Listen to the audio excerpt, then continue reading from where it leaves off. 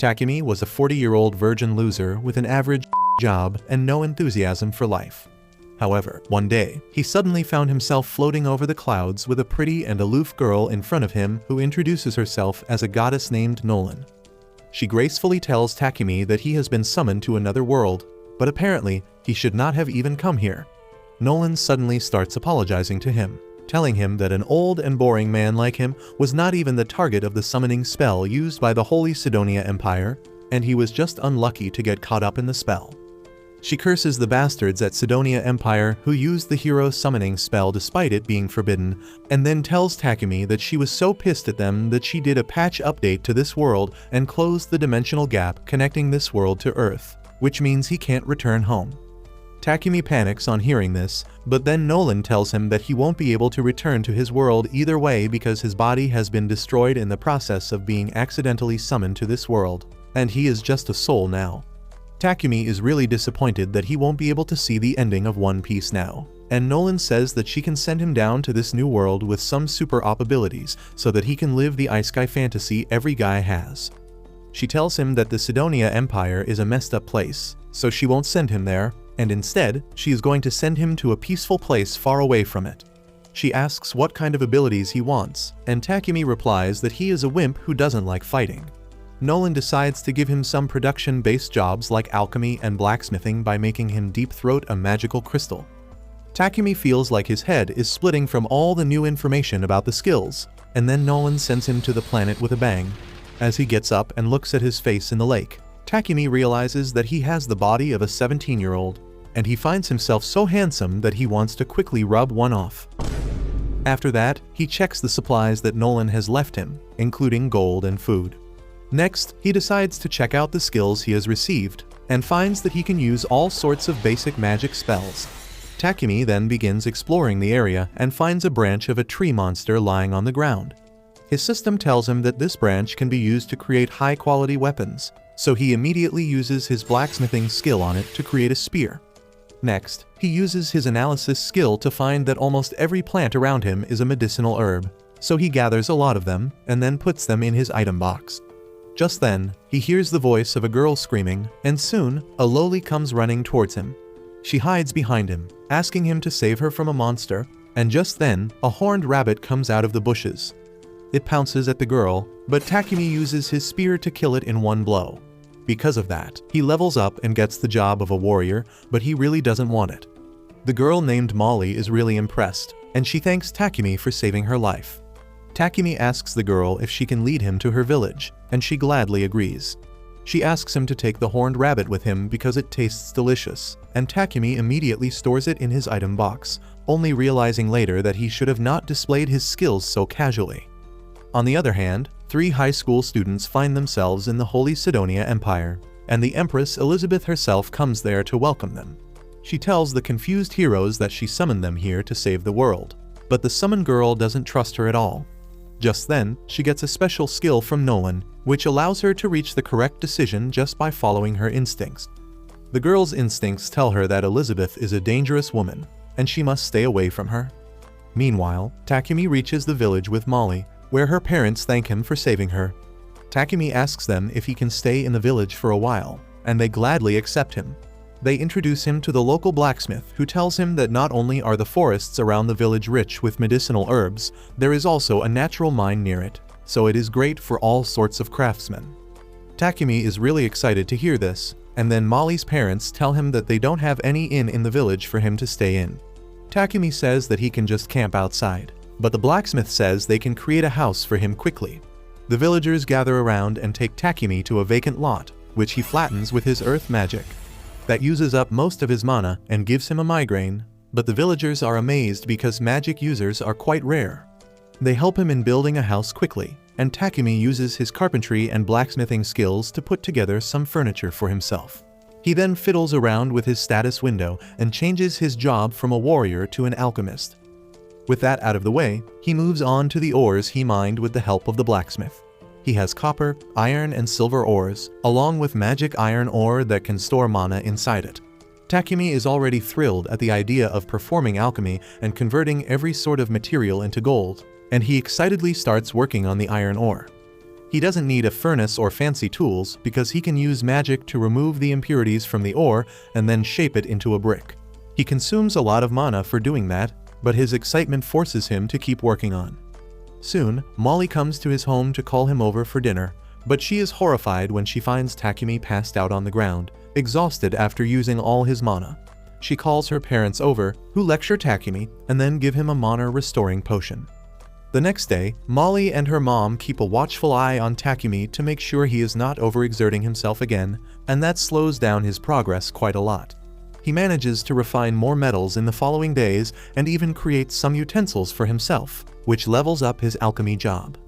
In his free time, he helps the village blacksmith to create high-quality weapons with his magic, and that levels up his blacksmith job class.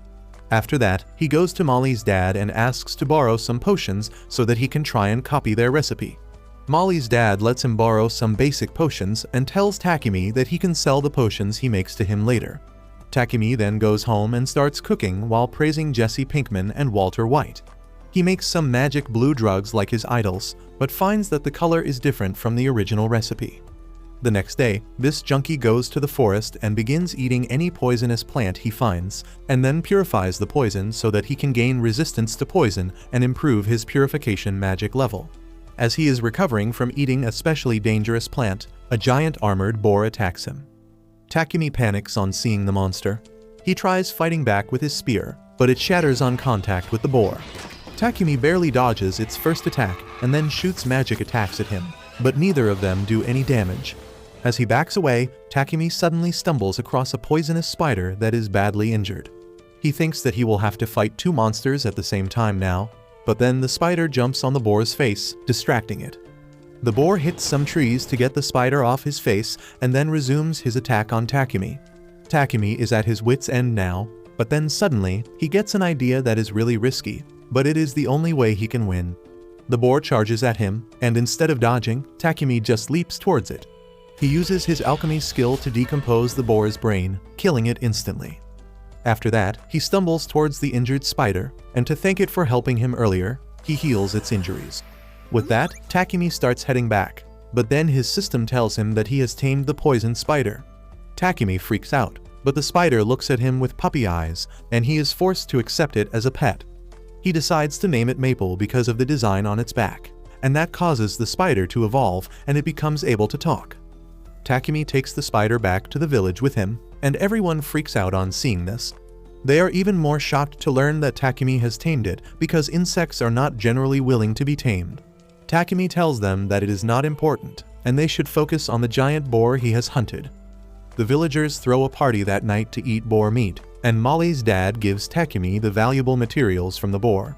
He tells him to go to the city and sell them for a great price, because a talented person like him should not limit himself to a simple village. On the other hand, Nolan is watching over Takumi's progress, and she is really happy for him. Just then, another goddess arrives there and asks Nolan if Takumi is someone special, because not only did she give him a new body and special powers, she also sent him to the world 1 year before the summoning by the Sidonia Empire. A couple of days later, as Takumi wakes up, he suddenly finds himself cocooned by Maple's silk threads. He gets furious at her and begins lashing out, asking why the hell did she do this. Maple nervously tells him that he was busy all the time and she wanted Daddy's attention, so she had to do this. Takumi realizes that he was really paying no attention to Maple as he was busy cooking potions. He tells her that he will take a day off to play with her today, and Maple starts jumping over him in joy. Just then, Molly's mom comes there with breakfast, and as she sees the spider on top of Takumi, she suspects that he has weird and illegal fetishes.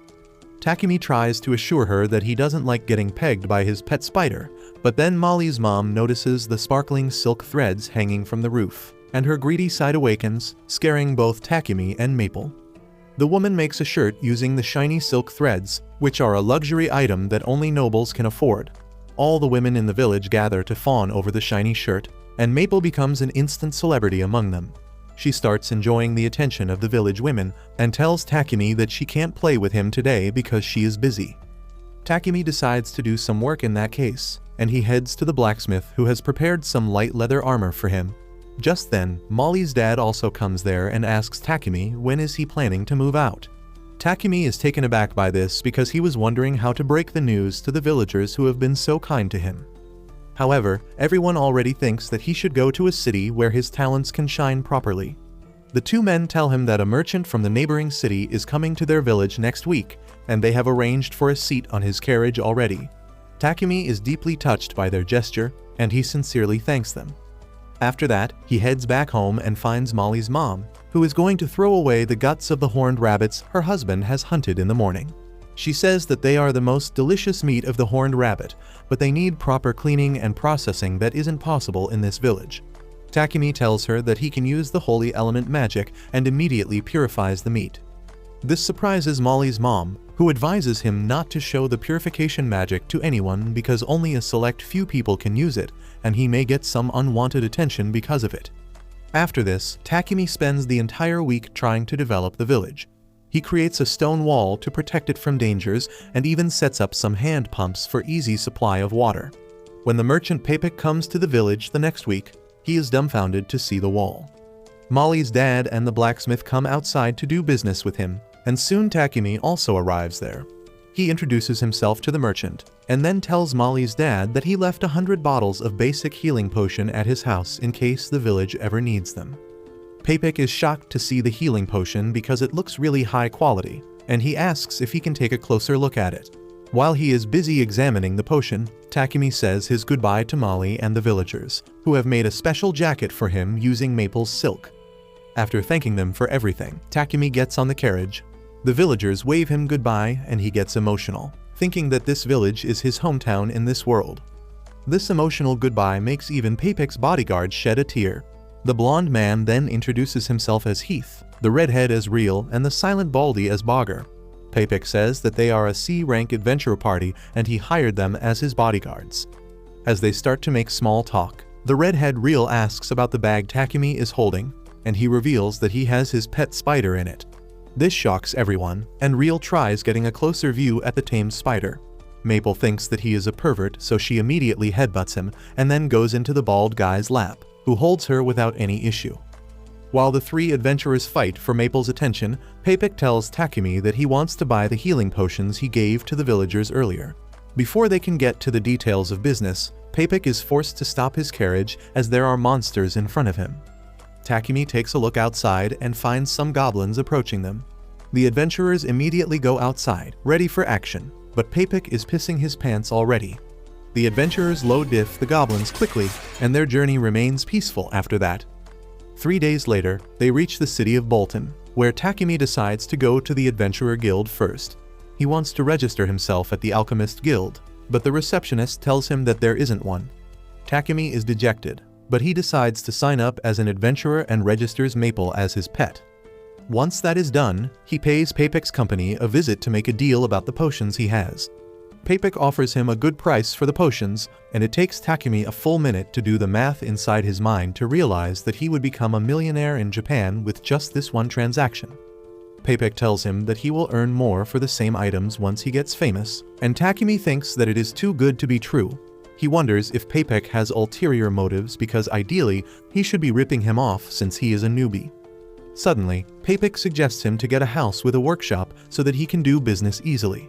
Takumi panics on hearing that because he doesn't think he has enough savings for that, but Papik says that he can just rent a house. He calls his butler and tells him to show one of their better properties to Takumi. The butler leads him to a mansion with an attached workshop, and the rent is also quite low. Takumi thinks that it is too good to be true, but he accepts the deal anyway. The next day, he moves into the mansion, and the first thing he does is create a toilet seat using magic because he isn't comfortable with anything else. That eats a lot of his mana, and as he is drinking mana potions to replenish it, he hears a scream from the hall. Takumi runs outside to see what is happening, and to his shock, Maple has put Papik in a cocoon. Takumi freaks out and asks the spider why would she do such a thing, and she replies that people enjoy this. Takumi says that only the village children enjoyed this, but turns out Papik feels really comfy in the cocoon. Anyway, Takumi frees him and then apologizes on Maple's behalf. Papik doesn't mind that, and asks to go to the toilet before doing business. Takumi points him towards the toilet, and as Papik sees the glossy ceramic toilet seat, he is astonished. Takumi tells him about its features that enable it to purify the waste instantly, and Papik asks if he can use purification magic. Takumi realizes he had to keep it a secret, and he asks the merchant to keep it a secret. Papik agrees to that, but then he asks Takumi to make 100 more of same toilet seats because that would be really good for business. Takumi agrees, and then Papik tells him to get some helping hands and suggests that he takes in a slave instead of workers. Takumi is shocked by this, but Papik tells him that if he gets a slave, he can keep his holy magic a secret from the world. He says that anyone who can use holy element magic is scooped up by the church, which exploits them and profits using their healing magic, so they must keep his powers a secret. Takumi says that he understands this, but he is against hiring a slave because he needs to keep a moral high ground. However, Papik convinces him that it is not a bad thing to do and takes him to a reliable slave trader. As he goes inside to get someone, Takumi decides to take a walk in the beautiful garden there. Suddenly, his eyes meet a pretty elf girl, but she coldly tells him to go home, confusing him. The elf repeats her sentence, telling him that this is not a place for a child like him, so he should return where he came from. Anyway, Takumi soon visits the goth MILF that runs the slave company. After the introductions are over, Papik tells the goth mommy that Takumi is not comfortable with using slave contracts because it is something against his morals. The mommy tells him that he doesn't need to worry about that, because in their country, the rights of slaves are protected. She gives him a general gist about the slavery laws, which state that the owner has to respect the basic human rights of the slave and provide them with food, clothing, and shelter. They can't harm the slaves seriously either, and forcing them to do things that were not mentioned at the time of the contract is also forbidden. Takumi finally realizes that this is much better than what he imagined at first, and then the goth mommy begins telling him about the types of slaves. First, there are the people who became slaves because of a debt they couldn't pay, and they must be released when they have worked enough to pay the debt. Criminals can become slaves to get a chance to reform their lives, and even prisoners of war are taken as slaves to get a place to stay. Lastly, there are also the unfortunate people who were kidnapped by robbers and made slaves illegally. Papik speaks up on Takumi's behalf, saying that he would like a war slave who can't be freed without their master's will because Takumi has some skills and talent that needs to be kept secret. The mommy asks Takumi what are his requirements, and he replies that he wants someone to look after his house and also act as his bodyguard during raw material gathering and guild quests. The mommy says that he will need 2 slaves to meet all his demands, and calls a girl named Maria who was kidnapped by bandits when she was little. She is well educated and trained in housekeeping, and Takumi is smitten because she looks low-key cute. He tells Maria about the size of his house, and she tells she can manage it all herself. He then asks why is someone as cute as her still available because there should be a line of guys wanting to pick her. Maria turns red on hearing this compliment, and she tells Takumi that she will only do his household chores and she won't let him sneak into her room at night for some raw action. Takumi gets flustered and he tries his hardest to convince her that he is a Sigma male who won't do anything inappropriate with her. The goth mommy tells them that they are ready to form a contract now, and just like that, Maria becomes Takumi's slave. The mommy then tells Takumi that they don't have a war slave to act as his bodyguard right now, but Maria reminds her that they have one girl called Sophia. The MILF tells her that it is not her place to suggest things to her, and tells her to go and pack her things urgently. Hearing this exchange makes Takumi curious about Sophia, and he presses the mommy to at least let him meet the girl. She takes him along, and turns out that Sophia is the same elf girl that Takumi saw earlier. The mommy tells him that she was captured 50 years ago in a war with the elves, and ever since then, she has not taken a master. She says that Sophia has the damage from the war all over her body, and her magic has also been sealed because of some sort of curse. This makes her unfit to be a combatant or a bodyguard. Takumi asks the MILF to let him speak with Sophia in private, and she leaves them alone in the room. Sophia tells Takumi to go home once again, but he holds her face and forcibly looks into her status window to find that she is crazy strong, but the damage to her limbs and the curse make her useless right now. He thinks that if he can heal her, she will be a great asset to him, and he immediately calls the mommy, telling him that he will form a contract with the elf. Sophia reminds him that she is more useless than Sakura right now, but Takumi says that he is the president of the I Can Fix Her Club. Soon, the paperwork is complete, and then the MILF casts the contract magic to bind the 2 girls to Takumi. After that, he heads home, But just as he opens the door, Maple pounces on him, making him fall to the ground. Sophia panics, thinking that she needs to take the monster off of her master's head, but Takumi tells her to stop because Maple is actually his pet. The girls are confused, but they accept that Takumi is a weirdo they can't understand. He then leads them inside and gives them their own rooms because he has too many free rooms anyway. He tells them that they can freely use the bath in the house as they please, and the girls hit it immediately after settling down. Once inside the bath, Maria says that she never thought that the mommy would let Sophia go because she has always been really protective of her. But Takumi must be special. However, Sophia is lost in thoughts about the contracts she saw earlier. Most of the information about Takumi was left blank, and she wonders just who the hell is he. After that, they go to the dining room, where Takumi has prepared dinner for everyone. Maria complains and throws a tantrum because cooking is supposed to be her job, and Takumi somehow consoles her. Sophia also has concerns about him allowing slaves to eat together with him, but Takumi tells her that he is chill like that. The next day, he receives a parcel from Paypek, and then goes shopping in the market. On the way, he notices a church, so he casually walks inside. He finds a statue of Nolan there and starts praying to her. He has heard that the Empire of Sidonia controls religion in this country as well, and he wonders why does Nolan hate them so much when they worship her too. Suddenly, he hears Nolan's voice, telling him that she hates them because she is not a part of their circle. Takumi opens his eyes to see himself floating over the clouds, and he panics, wondering if he is dead again. Nolan tells him that she has just called him up for a chat, and then she tells him about her relation with Sidonia and its policies.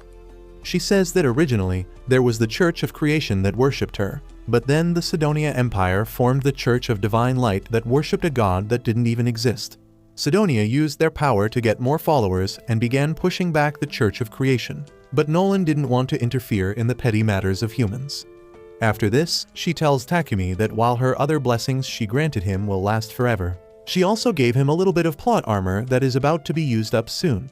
She tells him that he might find it harder to solve problems now and the people he meets may want to harm him.